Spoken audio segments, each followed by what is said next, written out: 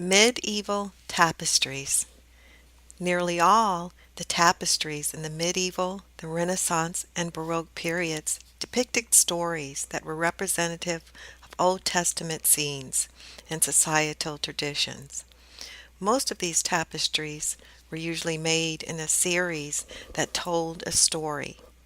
Some stories could consist of as many as 28 pieces. It was not uncommon for medieval castles and churches to have exposed stone or timber. Therefore, in an effort to decorate the interiors, very large tapestries were hung providing decorations on the walls. They were also used to partition rooms and provide warmth, as those buildings had a tendency to be drafty and cold. In this series, The Life of Moses, French 17th century, depicted from Exodus in the Old Testament, designed by Charles Poerson, and woven at the master workshop of Everaert, Leyniers, and his son Jan. The Leyniers trademark BB, which means Brussels, Belgium, and Jan's name is woven on the bottom of each tapestry. The first in this series is the finding of Moses. The story depicts the Pharaoh's daughter and her maidens finding the baby Moses by the riverbank. One of the maidens lifts the baby from the embankment and they carry him home to be raised in the palace. The weavers capture the deep blues in the Pharaoh daughter's dress by dipping the wool in a vat of woad dye, similar to indigo, and madder root was used to capture the reds.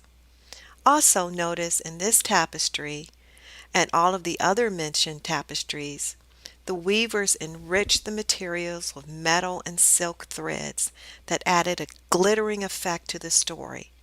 But it also was used as an ostentatious display of strength for both the church and the powerful. The story continues with the tapestry Moses and the Burning Bush. This tapestry tells the story of Moses tending the flock of his father-in-law on Mount Horeb. He had a vision of God and the burning bush. God, accompanied by two angels, commands Moses to bring his people, the children of Israel, out of Egypt. Moses, understandably shaken, is fearful of God and shields his face. In the third series, Moses striking water from the rock.